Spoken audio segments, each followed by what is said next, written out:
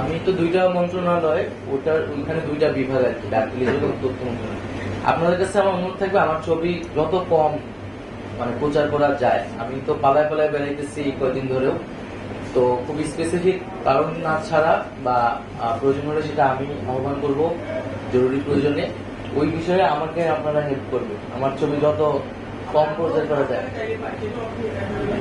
না সেটা তো আমি আমার জায়গা থেকে ইনশিওর করবো।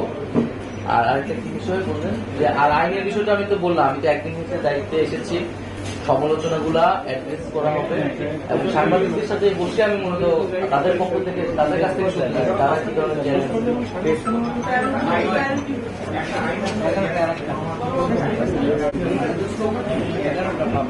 আচ্ছা সেটা বলতে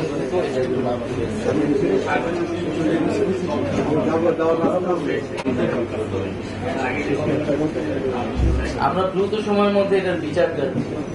এটা নিয়ে আর কোন ধরনের আমরা প্রহসন, এটা নিয়ে আর কোন ধরনের ডাল ভাঙা যাচ্ছে।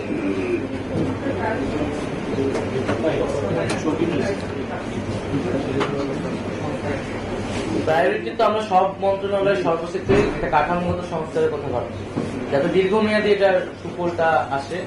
এবং যেই পয়েন্টগুলো আমরা বললাম যে আসলে আইনের পরিবর্তন, তারপরে বেতনের বিষয়টা নিয়ে আলোচনা করা, এবং হচ্ছে এই প্রতিষ্ঠানগুলা, এই অধীনে যে প্রতিষ্ঠানগুলো রয়েছে সেগুলোর আধুনিকীকরণ করা এবং সার্বিক কাঠামো সংস্কার করা।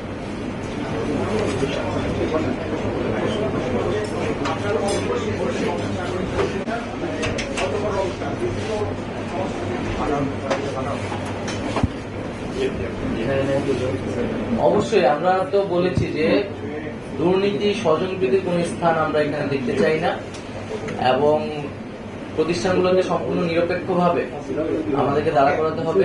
সাংবাদিকদের প্রতিও গণমাধ্যমের প্রতি আহ্বান থাকবে, গণমাধ্যমের সবচেয়ে বড় শক্তির জায়গাটা হচ্ছে নিরপেক্ষতা।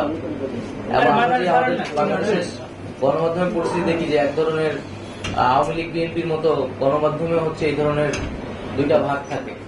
তো এই বিষয়গুলাও গণমাধ্যম কোন বা সাংবাদিকরা বিবেচনা করবেন, যাতে আমরা এই ধরনের রাজনীতি বা দলীয়করণ যাতে সাংবাদিকদের ভিতরে না দেখি, আমরা যাতে একটা নিরপেক্ষ জায়গায় জনগণের পক্ষে কথা বলতে পারি। আর বলারও দরকার নেই, আমি আপনাদের সন্তান হিসেবে এখানে এসেছি, আমি জনগণের পক্ষ থেকে এসেছি, জনগণের দাবি দেওয়া নিয়ে এসেছি, একটি নতুন বাংলাদেশের স্বপ্ন নিয়ে এসেছি।